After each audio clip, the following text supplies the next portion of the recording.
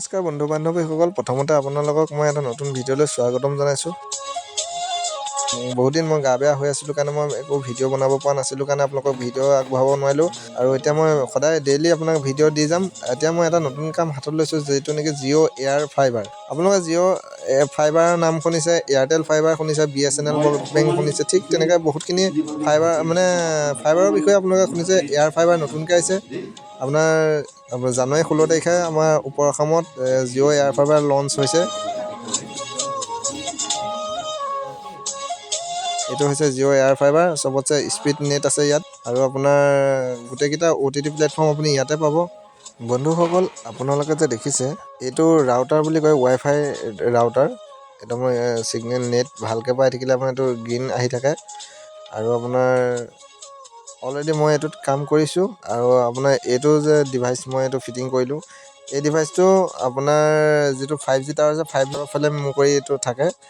আৰু 5G টাৱাৰৰ পৰা এইটো নেটটো কালেক্ট কৰি পেলাই যিটো ছিগনেল দিয়ে, সেই কালেক্ট কৰি আপোনাৰ ৱাইফাই ৰাউটত আহি যায় ভিতৰলৈ।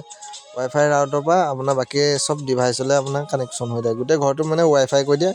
আৰু ইয়াৰ আপোনাৰ টিভি প্লেনবোৰ এনেকুৱা হৈছে, আপোনাৰ 599ৰ পৰা টিভি প্লেনবোৰ আৰম্ভ হৈছে। আৰু আপোনাৰ ইয়াত হাই স্পীড ডাটা পায়, নেটটো হাই স্পীড পায়। আৰু আপোনাৰটো আনলিমিটেড বুলি কয়, কিন্তু আনলিমিটেড এতিয়া 5G প্ৰথম 5G ওলাইছে কাৰণে এইটো আনলিমিটেড হৈ আছে। আপোনালোকৰ ওচৰে পাজৰে যদি জিঅ' ফাইবাৰ আছে, আপুনি জিঅ' ফাইবাৰ লগাই লওক। যদি আপোনাৰ ওচৰত কোনো ফাইবাৰ এতিয়ালৈকে যোৱা নাই, তেতিয়া আপুনি এয়াৰ ফাইবাৰ ইউজ কৰিব পাৰিব।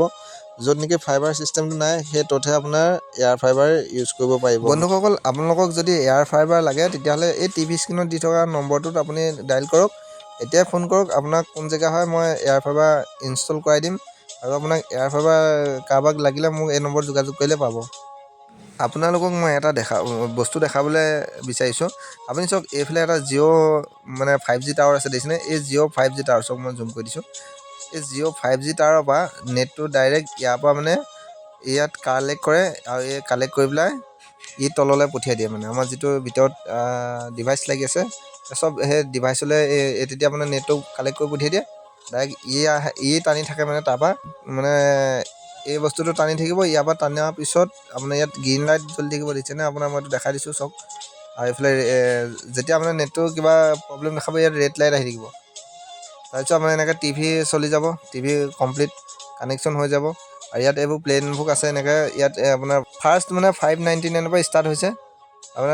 আপুনি যিমান লয় সিমানৰ ওপৰত হ'ব। আপুনি হাই স্পীড লয়, শ্ল' লয়, মিডিয়াম লয়, আপোনাৰ নিজৰ স্পীডৰ ওপৰত কথা। আৰু আপুনি OTT প্লেটফৰ্ম যদি বেছিকৈ লয়, পেকেজৰ প্ৰাইচটো বেছি হৈ যাব। যদি কমকৈ লয়, কম হৈ থাকিব। ঠিক আছে, ভিডিঅ'টো ইমানে দেখালোঁ আপোনালোকক। বন্ধুসকল, ভিডিঅ'টো চাই ভাল পালে লাইক কৰিব আৰু চেনেলটো ছাবস্ক্ৰাইব কৰি ৰাখিব, এনেকুৱা ভিডিঅ'বোৰ সদায় পাই থাকিবলৈ।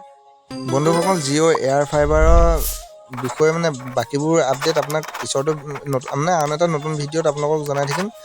আপুনি ছেকেণ্ড ভিডিঅ'টোত আপুনি পাব জিঅ' এয়াৰ ফাইবাৰৰ কমপ্লিট আপডেটটো মই আপোনালোকক দি আছোঁ। আপুনি ভিডিঅ'টো শেষলৈকে চোৱাৰ বাবে আপোনালোকলৈ ধন্যবাদ জনাইছোঁ।